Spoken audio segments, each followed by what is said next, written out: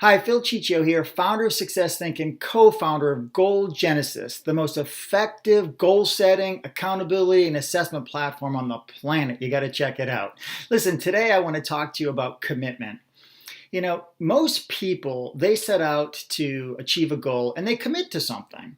The problem is, and you might be facing this too, even though you've made a commitment, it might be likely that you don't commit to that commitment. And I talk about this all the time with my clients and when I'm doing speaking engagements. It's about committing to your commitments. Most people make a commitment, but they rarely commit to the commitment. And here's why. It's because either the goal isn't big enough that the commitment doesn't really matter that much, or whatever you've committed to isn't bigger than you to actually commit to that commitment. I mean, you have got to find some meaning in what you're doing, or at least bring meaning into what you're doing.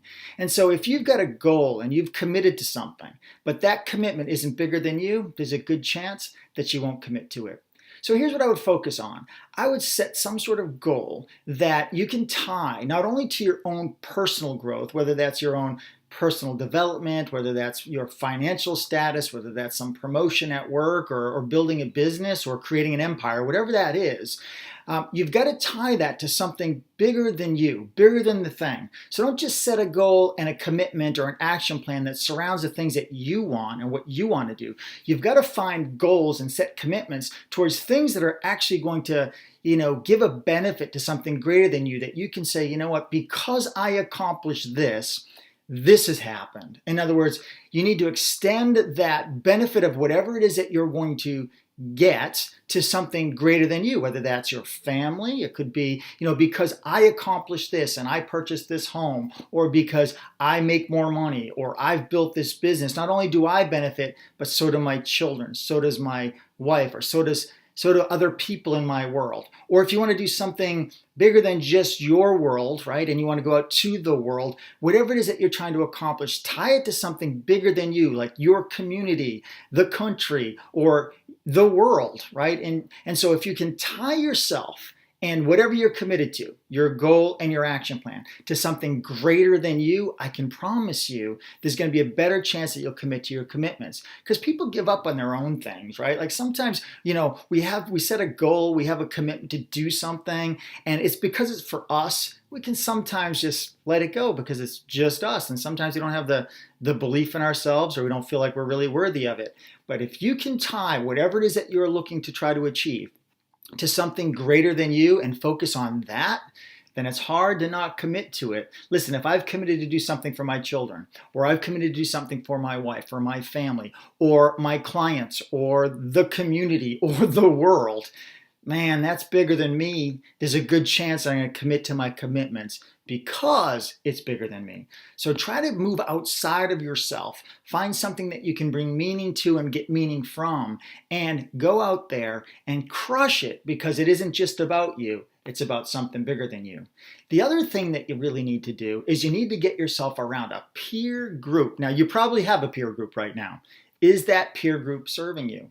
Right? When you connect with this peer group, are they giving you what you need to grow? Or are they keeping you where you are? Because listen, your peer group is conditioning you, right? We have genetic conditioning, but we also have environmental conditioning, and you're a product of your environment. So what does your peer group look like? Because if they're not serving you and they're not helping you grow, you need a new peer group. Now, I'm not saying get rid of your current peer group, right? You might love these people, and I hope you do. I'm just saying find a new peer group that's going to force you into growth. Some peer group that has already either been where you want to go, or they're trying to get where you want to go, and they're going to encourage you to actually move in that direction. Because if you look at your peer group and they're not moving you towards something greater than you, then it's the wrong peer group. And so we need to find another peer group that's going to help us move from where we are to where we want to be. So ask yourself, is my peer group helping me move from where I am to where I want to be? Is my peer group helping me grow? Because if it's not, you're going to have to change your peer group. Now, I'm not saying get rid of your peer group. Remember, what I am saying is just find a new one to spend some time with, right? And so here's the thing. I learned this concept. It was kind of interesting from my mentor, Bob Proctor. He shared a story with me, and it kind of stuck with me because this was years ago that I heard this story. He said when he was a young man and he wasn't really successful at that point in time, after work, he would go hang out with his peer group. He would go to the local watering hole, the local bar, and hang out with his buddies. And so that was his peer group at the time.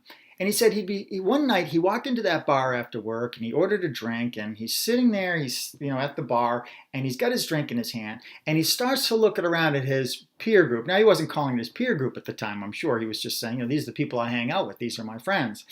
And so he was looking around at the bar, and as he looked around and really for the first time really contemplated the people that he was hanging out with, as he looked around he said, man, what a bunch of bums in here, right? What a bunch of bums in this place.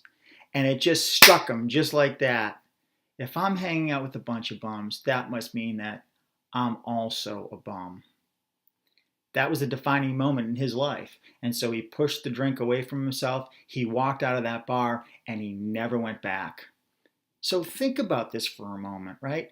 Who is your peer group? And I'm not saying you have to make a radical change like that and abandon your peer group, because some of these people are probably fun to be around and they probably serve you in some way. There's love and camaraderie, and we need some of that, and we need that sometimes just that time with people to just talk about really nothing, maybe just stuff to kind of clear our mind. And so we need to have that, but we also need to have a group around us that's going to support us and encourage us to grow. So 2 things here, okay? We need to commit to our commitments by having something bigger than us. That something bigger than us might be scary, so we need a peer group around us so that they can take that fear away from us and encourage us that we have an opportunity to win, and they're going to do whatever they can to serve us and help us grow and force us to do things that we normally wouldn't do, whether that's speaking in public or calling a client that's bigger than any client you've ever had. They're going to be the ones that are going to force you to do that because you're watching them do it, and because they're in your environment and they are more encouraging, you'll become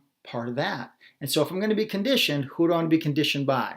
Think about that for a moment. Determine who it is that you want to be conditioned by, and go find a peer group that'll help you and help serve you to find something greater than you to go after, and then commit to those commitments.